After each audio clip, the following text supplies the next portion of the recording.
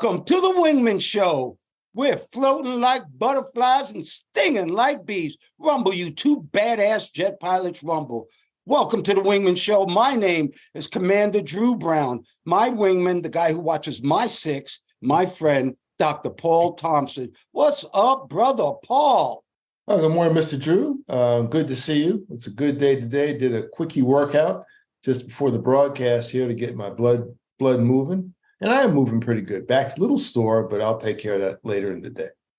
Oh, that's real good. I worked out this morning also. If I don't work out in the morning, Doc, I can't work out. So I just got to do it as soon as I wake up. Well, you know, we always start off with a quote, and I love this quote. Tell me what you think about this. The beginning is always today. That's by Mary Shelley. The beginning is always today. Dr. Paul, the only time to start is right now, no matter what you're doing, no matter what kind of life you have. The way you start a new beginning is to start right now. What do you think, Doc? Yeah, I agree. You know, I mean, the fact that you're able to wake up this morning or whenever you wake up, it's a miracle in and of itself. And that's an attitude I've started to take. You know, today is a good day. Today may be the best. It may be the best day of your life or one of the best days of your life. You don't know. Especially if something bad happened yesterday or day before. Don't carry negative stuff with you when you don't have to. You know, this may be a good day. Start the day off with a positive mindset. It will only help you. No doubt about it. The beginning is always today. So I got a magazine, Dr. Paul, in the mail. You know, they give you free magazines, and it's People. And I haven't seen People magazine in I don't know how long. So I pick up the, cover. I thought People, all the rich and famous people, this and that, fashion, music, all that. I pick up this magazine, and this proves my point. I'll show it on the screen. But the entire magazine, the front cover says, Catching the Long Island Serial Killer. That's the front page news.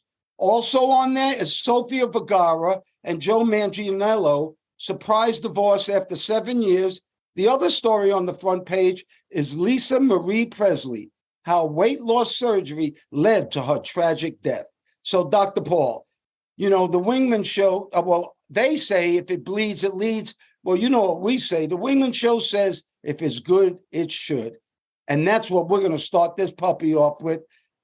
Katrina was in Boston at the airport, and her flight was delayed for weather. And it was delayed about an hour and a half. How about this good news? Because we always talk about the airlines not doing right. Well, Delta, she told me Delta brought a mobile snack jamming kiosk to her. They drove this kiosk and they were playing Ray Charles singing Georgia on My Mind. And then they did Gladys Knight, a midnight train to Georgia, because the flight was going to Atlanta. They gave free snacks, free drinks, and all the passengers were really kind of happy. And I just want to give kudos to Delta for acknowledging sometimes the problems that delayed flights can really cause people. And it seems like nobody cares. Just get on the flight and get to wherever you got to go. Well, Delta didn't do it at this time. And Katrina thought that was a great thing. And you know what? So do I. What about that? Snack mobile that's jamming. That's great. I haven't flown for a while. I'm going to go flying in a couple of days, but that's good on them. That's a good use of psychology. Instead of seeing videos of people, let's just say, behaving badly on aircraft and in airports, you got something that's kind of pleasant. Having a flight delay, especially if you're making a connection, that can be very, very stressful because you don't know, everybody's got different plans. You don't know important business meetings, funerals, weddings. There could be a lot of things really at stake where they need to make that connection. Hopefully everybody made their connections. And a lot of things the airlines will do is if they'll hold flights, other flights, they got a lot of people going out on a certain flight, but sometimes they won't. And there can be just an additional stress built up because flying is stressful, period. Not just for pilots, but just for being a passenger. It's a lot of stuff you got to go through. And, Atlanta is the largest airport in the world. And what happened is most people that come into Atlanta don't just go to Atlanta, but they're using that as a connection. So a lot of people don't make their connections, and that's stressful. You're right. Well, guess what? Check us out. Look at those screens behind us. Blue Angel Mania. Dr. Paul and I got some badass F-18 Super Hornets behind us. And Dr. Paul's going to give you a couple numbers on it. I just want to tell you that it goes 1,200 miles an hour, and that is smoking. Tell me about them Blue Angels, Dr. Paul. Yeah, goes fast, flies high, and go about 50,000 feet or above. And I guess it's similar to the F-18 Super Hornets and Navy flies, except instead of having a gun, the normal gun, machine gun in the front, they've got a smoke generating system. And that's what gives you the smoke at the end, where you basically have it's kind of like an oil pump that shoots a mist into the exhaust of the airplane, and it mixes with the exhaust, and that gives you the little smoke. Yeah, do you ever see the Canadians, and they do the colors from the smoke? I thought that's cool as hell. Yeah, I saw them perform about 4 years ago. Here they came. It was very nice, very pretty, that rainbow kind of effect. And this is called the Wingman Show. So we got a wingman this week, and it's got something to do with PlayStation 5 gaming. I love our wingman this week. Hey, anybody who can't see these Blue Jets on YouTube, and if you're watching it on YouTube, please hit that subscribe button for us. But if not, listen to us on Apple Podcasts, iHeartRadio, any of the sources that you can listen to a podcast. But please do us a favor, share, like, subscribe. We'd really appreciate that. We also have a frequent flyer newsletter. Frequent flyers are the people who listen to us every week, and we love you and we appreciate you so much. But we have a website called TheWingmenShow.com. I'll put it on the screen, TheWingmenShow.com. You can write us there. You can ask us a question. We'll answer it on the air.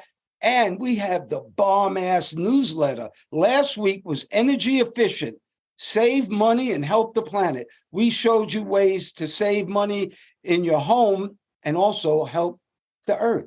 What do you think, Dr. Paul? That's good. Money-saving tips, food-saving tips, good tips. Everybody needs good tips. But we try to put out information that will be of assistance and something you can pass on to somebody else. I love this next story, Dr. Paul. Check this out. Fancy ass restaurant, very high priced restaurant. They only serve a certain amount of people, very small amount of people. Well, this chef had an excellent dinner for this party of very wealthy people, and it was a $1,200 bill. The problem is these a-holes treated their waitress, and her name was Lily, like dog poo. They were rude to her. They said they even touched her when she wasn't asking to be touched. And she came back to the kitchen crying after this whole meal.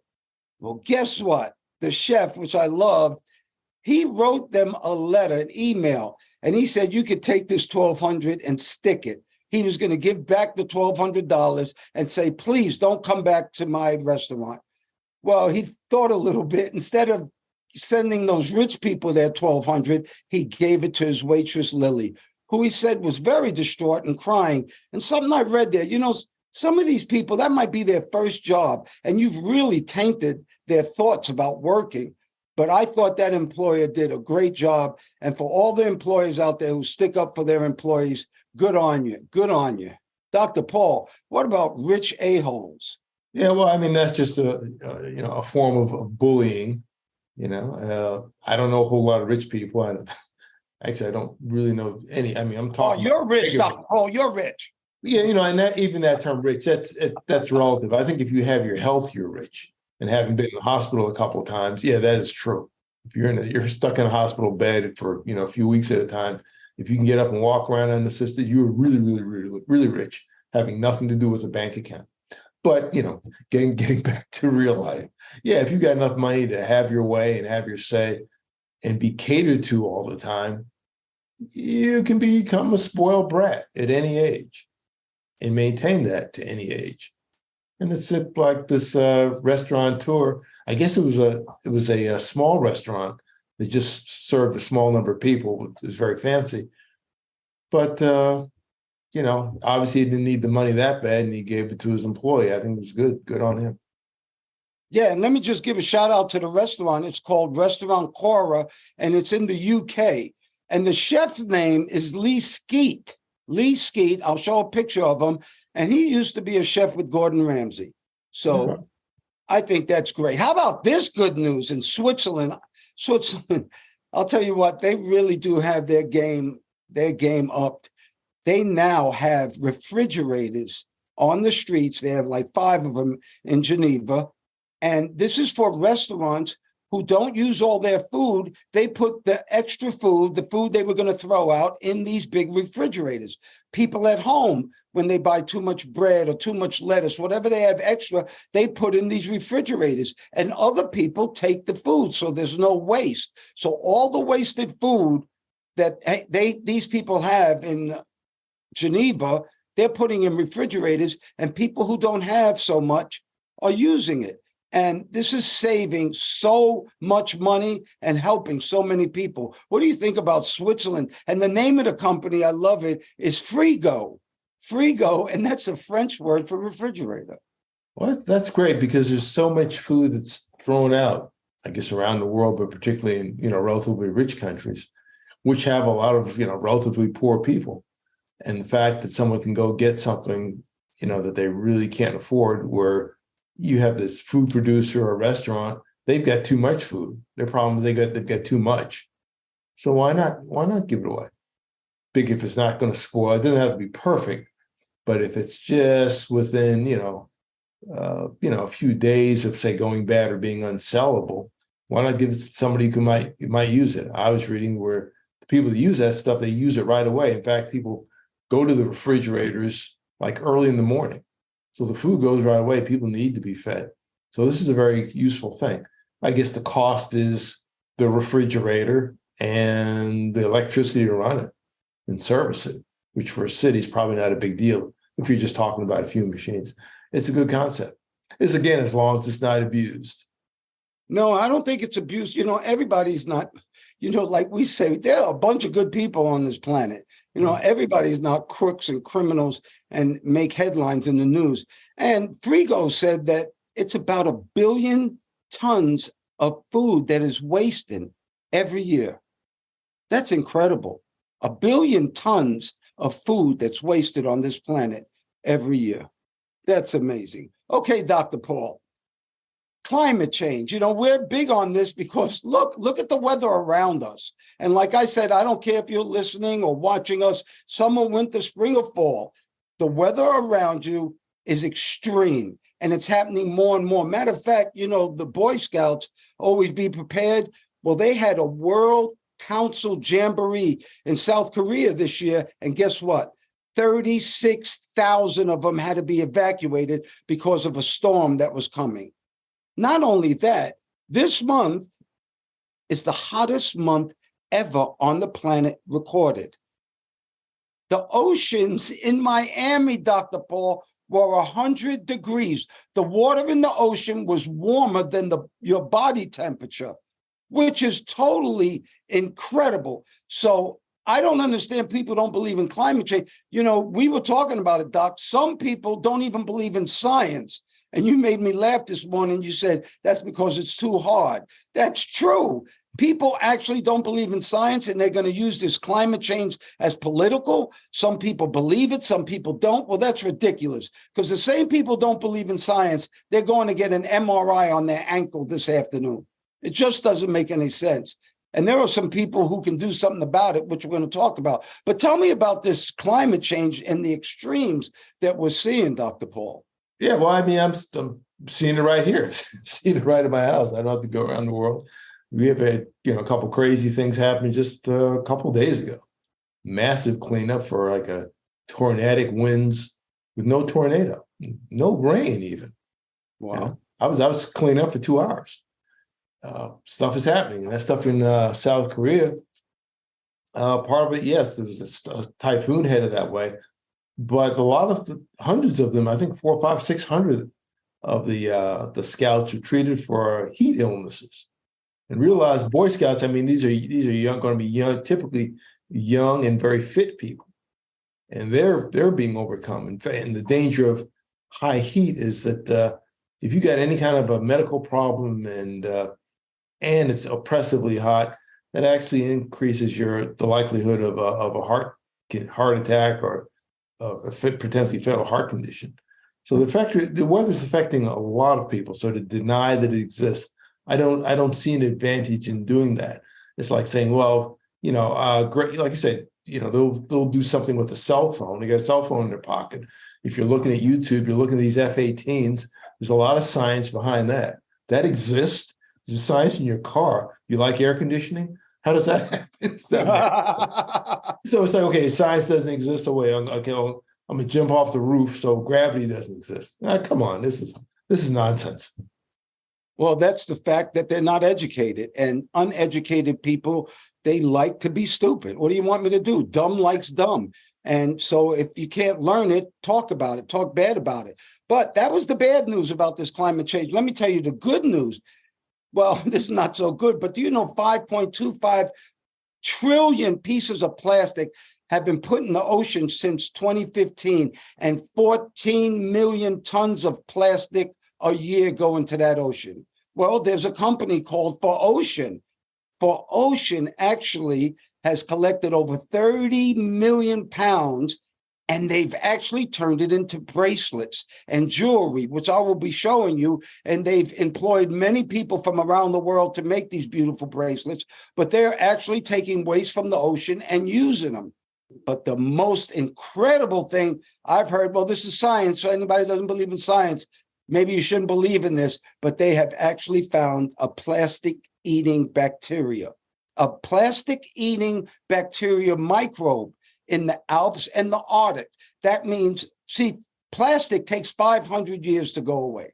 500 years to go away. Well, this bacteria actually eats plastic. And the amazing thing is they found it in the Alps and the Arctic because they had this bacteria before, but it had to be very warm in order for it to be used. And so it wasn't really used very well. Well, now they found it in a colder climate, and that means they can use this bacteria to start decomposing and start taking care of our plastic. Is that not incredible, Dr. P? Yeah, that's interesting because I guess it works on certain kinds of because there are different kinds of plastics, and these microbes will work on a couple of types. And they're trying to see if they can manipulate this microbe to attack some of the other kinds of plastics. Because there's a lot of plastic, particularly in the ocean.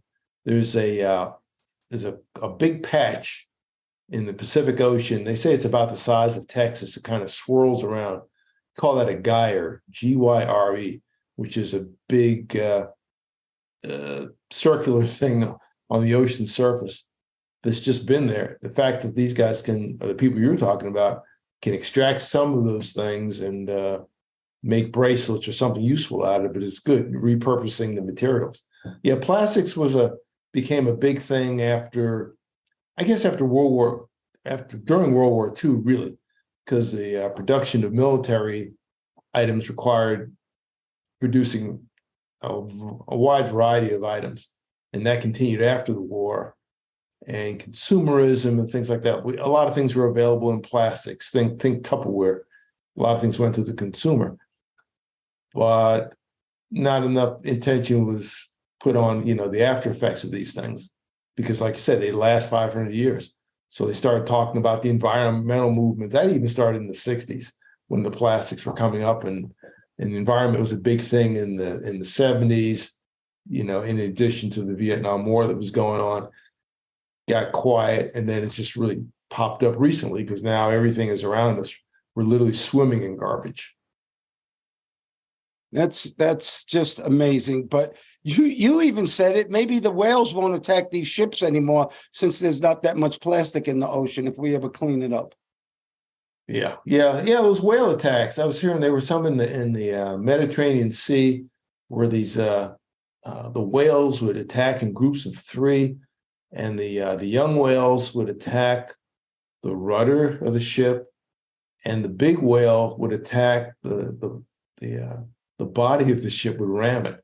That happened several times off the Spanish coast and Portugal too. So I don't know. They've got I guess the fish have their own kind of NOTAMs, and notice the airman system, and notice the fisherman system. Yeah, maybe they're pissed off at the plastic.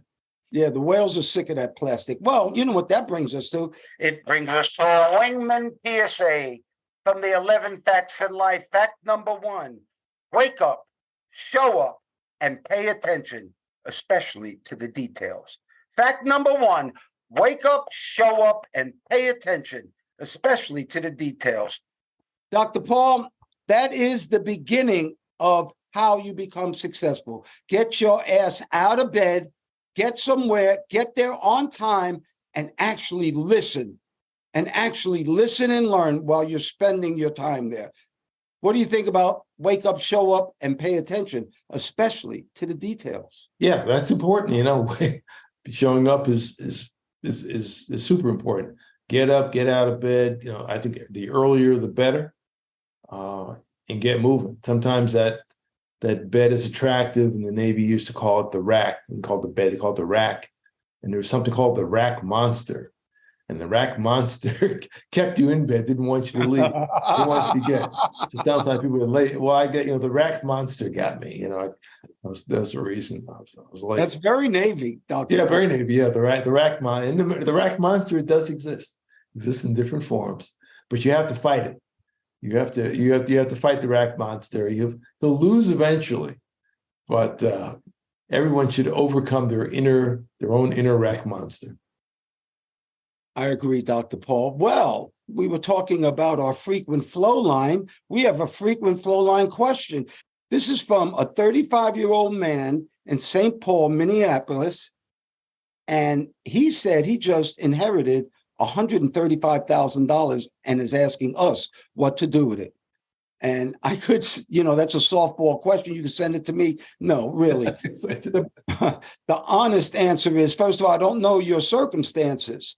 I do not know your circumstances, but if this is the first amount of nice money that you're getting, the first thing you need to do is go to an accountant and find out about the taxes, because you don't want to spend it all and then owe $30,000. That's the last thing you want to do. So go ahead and make sure you know what your tax situation is. And then if I were you, I'd get me a safety net of 3 to 4 months of what it costs me to live every month. And I would take the rest and I would invest it. Now, what if you don't know about investing? Then I would go to Fidelity. I would go to Charles Schwab. I would go to one of these houses that do financing, and I would talk to them. There are people who actually will help you invest your money. And you don't have to be so aggressive with it right away. You can do something like bonds or mutual funds and not be that aggressive so you won't lose it until you find out what you're doing. But $135,000 is a nice little chunk of change to start you off and start your retirement egg nest, because nest egg, not egg nest, nest egg, because that is important. When you get older, you don't want to be worrying about where your next rent money's coming from, your next meal's coming from.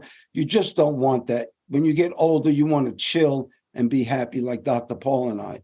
What do you think about that $135,000, Doctor? Yeah, I agree. That's a good piece of advice. Yeah, look what the taxes are, because is that all in cash or is it in property? How, what is it? So there could be some tax consequences depending on what vehicle was in before you got it. So that's an important thing. And Mr. Drew, yeah, he, don't send it all to him and don't send it all to me. 10% would be nice. I'm just kidding. No. Just, yeah, there are all kinds of places you can go. Basically, in life, everybody, you're not in a hurry to do anything. Whether you got 135,000 or 135 million or what, there's always someone that's going to take your money. So I would say the first thing is someone saying, "Oh, you got to do this right away. You got to do this right." You don't have to do anything right away.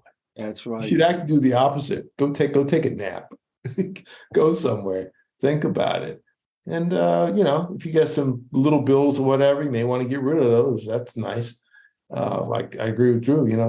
Invest most of it. You can just find some good dividend-paying stocks, something that's not fancy, or just do a mutual fund if you don't want to do day-to-day trading. With your stuff. You have a good problem. Just don't blow it. It's easy to spend. You can spend money in 2 seconds. It's easy to do that. So just take your time and talk to different folks who are legitimate. the thing with the even some of your banks will do it. I'd be more inclined to do, like I said, a Fidelity or a Vanguard. And some of these places, a lot of them have offices that you can walk in. You can walk in and sit and talk to someone. Yes. Sit and talk to you. Very much so. Very much so, Dr. Paul. You know that 20% of us, 20% of the population has chronic pain.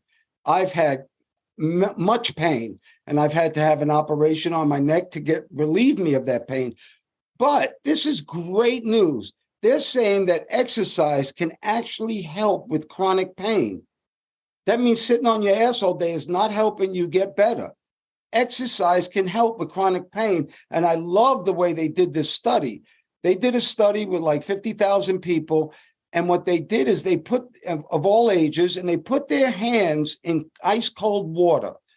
And they found out how long they could leave their hands in there before they had to pull it out. In other words, what their pain tolerance was.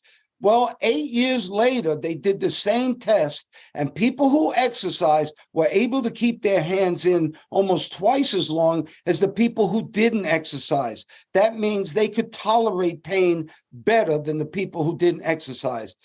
That's another great reason to exercise. Paul? It's about, movement. Again, move, you got to move. And it seems kind of counterintuitive if you're in a lot of pain and someone's telling you to move. What do you mean? I want to be still, which is natural. And I've been in that situation like 30 years ago. I was in a car. I got rear-ended by a truck, a big truck, and the car was okay. I took like a little bit of damage to my back. Didn't manifest itself for about 2 months. I was okay, and all of a sudden I wasn't. Wow. And and I was getting treatment from a very, very, very, very good chiropractor. He said, yeah, you're getting better, but you're really going to have to keep moving. At a point where I didn't want to move at all, but I did that, and it did work. So the movement that just the basic movement you're doing, you're actually building up muscle strength. Sitting, being sedentary and not moving at all is actually it contributes to a lot of problems for all of us at any phase. So it's not surprising that, your pain tolerance or your ability to function is better if you're used to moving, because we're made to move. If you remember the original astronauts who went up in the Mercury space capsules, they would orbit the Earth for a short period of time, maybe a few hours, maybe a day or so. They come back. They pulled them out from that cramped capsule, and typically there are people on either side of them helping them walk because they were unsteady, even though they were young and fit, just for that little bit of time. So we are made to move at all phases of life. No doubt. That was atrophy. Their muscles haven't moved and they get smaller. And I've seen that happen. Well, Dr. Paul, the name of this show is The Wingman Show, and I have a wingman for you. I have a wonderful wingman for you. In Georgia, there was that incident where there was this black kid walking through the neighborhood. Some white people called on him, and other white people came and they shot him and killed him. And it was a horrible thing. Horrible story. Well, in Georgia, in Hapeville, Georgia, something else happened. This young black man was going door to door asking if he could do yard work, trim some trees or do some yard work for them. And somebody called the police on him, saying that there was a young man disturbing them. The police came, and he happened to be Officer Colleran. Officer Colleran came and spoke to the young man and said, what are you doing? And the kid told him that he was trying to save up money to buy a PlayStation. And he was also working to try to save up money to buy some of his siblings, his brothers and sisters, some clothes because they didn't have. Well, instead of harassing this young man, Officer Colleran took this story, took the young man, and him and his fellow officers actually not only bought him a PlayStation 5 because he was trying to do hard work to get it, they also actually paid for a membership because the Officer Callahan actually likes to play online also. So him and the young man, he gave him extra gift card money so he could play with him online with that PlayStation 5. That's good news. If it's good, it should. That's the news that we want to talk about, Dr. Paul. Talk to me a little bit about this wingman. Well, that's a great story. Now, I didn't see that on the national news. I didn't see any videos. No mention of it. It's great when, I won't say the unexpected happens. It's great when good things happen that need to be recognized. Okay, they called the police on them. This is kind of sad, because at a time when you really want young people to develop good work habits, you've got someone that's willing to work, and you're calling the cops on them. That's terrible. Well, Dr. Paul, I'll tell you the problem. The problem is not black and white. The problem is not police and no police. The problem is good and bad. There are good people in this world. There are good police officers. There are also bad ones, and they get a lot of attention, but there are good policemen. Just like you said, there are good stories that happen all the time. They're just not reported. Dr. Paul, whatever you and our listeners think is beautiful, whatever you and our listeners think is meaningful, and whatever you and our listeners makes you happy, may you have that today and forever. I pray for peace. I pray for peace too. And we appreciate all those who listen, like, and share our message. Keep your head up, move in a positive direction, and good things will come to you. Thank you once again, Dr. Paul Thompson, my friend. Thank you for your love, your time, and that's something that we won't ever get back. I want to thank all the listeners too. Thank you so much for doing the show, Dr. Paul. We're jamming. Well, thank you, Mr. Drew, for inviting me on. Always good to talk to you. And ladies and gentlemen, please remember to like, share, and subscribe to this podcast or any of the podcasts. If you're looking at YouTube, they say smash the like button. Don't smash it. Just press it gently and use as a link to all your friends. You can also look at us on our website, wingmenshow.com, WINGMEN show, SHOW.com, altogether, wingmenshow.com. And we hope to see you in the future. Thanks again, Mr. Drew. Oh, you're welcome. And we're still floating like butterflies and stinging like bees. Rumble, you badass jet pilots, rumble. May there be peace on earth, and goodwill towards all men and women.